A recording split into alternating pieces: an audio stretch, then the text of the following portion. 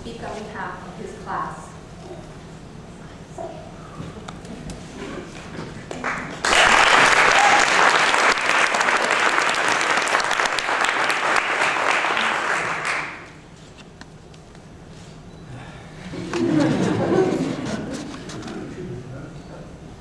I'm still not convinced this is possible. For starters, it doesn't seem like it's been 5 whole residencies already. In addition to that, I've never expected my long-time aspirations of speaking at a graduation to be realized. Perhaps my most pressing resistance to this truth is a secret wish I harbor that, through some benevolent cock-up, I won't be allowed to graduate. I envision it as a last-second thing, the way you see in movies. Jeff May opens the door tentatively, walks down the stairs as if attending a funeral, and approaches me, whispering something in my ear. I look stunned and mutter, "Oh," and walk away from the podium. From all the family and friends, both the ones I've known all my life and the ones I've made since New Year's Eve 2010.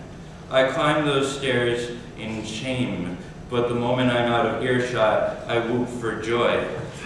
This is one of those occurrence at Owl Creek Bridge moments for me. The suspension of reality for one infinitesimal second that spans on almost to eternity. But the rope cinches, that last gasp for freedom escapes, and spoiler alert, I can't elude my fate any more than Peyton Farquhar. But I keep that hope alive because part of this still doesn't seem real. That's probably why I didn't bother to write a speech, and I'm desperately clutching to these sheets of scrap paper, hoping my ad-libbing prowess doesn't wear off. Now, anyone who knows me knows I have no ad-libbing prowess, so I've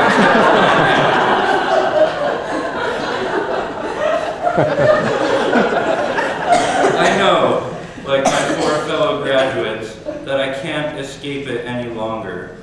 But who could blame me for wanting to? Who wouldn't want to stay here forever, where the magic happens, where each day feels like a week at least, and where the anchoring principle of each residency is that compassion is the ultimate form of intelligence? I, for one, am as sad to leave as I am happy to graduate. I also fear graduating just a little because the world outside feels so perilous and cold these days. If the news is to be believed, we live on a planet built upon multiple tiers of ongoing tragedy and destitution. It's no wonder I would prefer to incur debt for the rest of my life in this safe little hideaway while forever honing my craft. It would be so easy, I sometimes think, but again, I know better.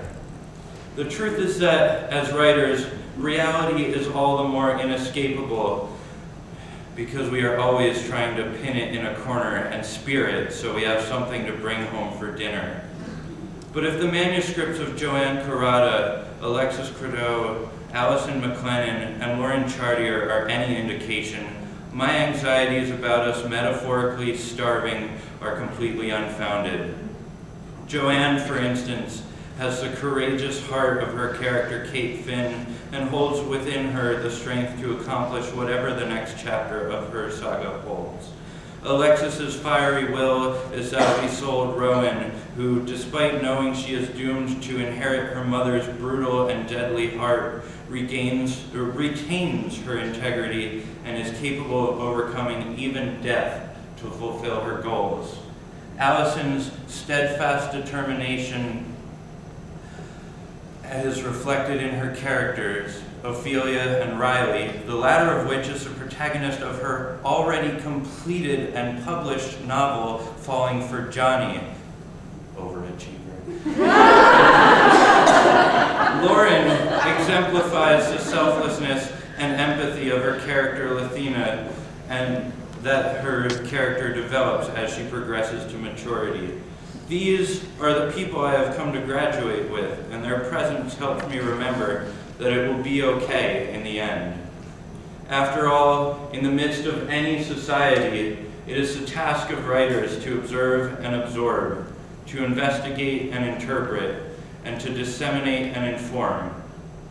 After 2 incredible years in this program, I know that each of my fellow graduates encapsulates those skills, and thus I can only assume I do as well. Every semester, Meg brings up something about the dangers of being radioactive, or is it, well, admittedly it's been a while, so the details of that caveat might be a little muddled, but I think what she's driving at is this. This program instills in each of us an energy of nuclear proportions.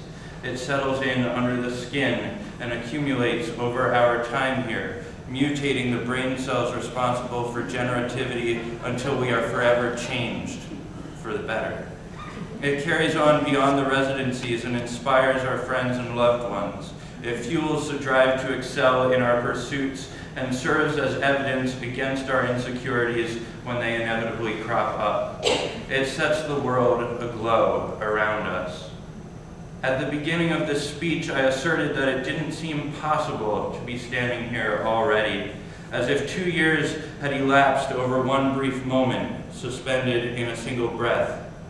This brings me to what I consider to be one of the most amazing things about writing, its ability to render the impossible as real as the book it rests within. Through the enchanting alchemy of Meg and Tanya, not to mention the hard work of each and every one of you, what once seemed only a fantasy has come true.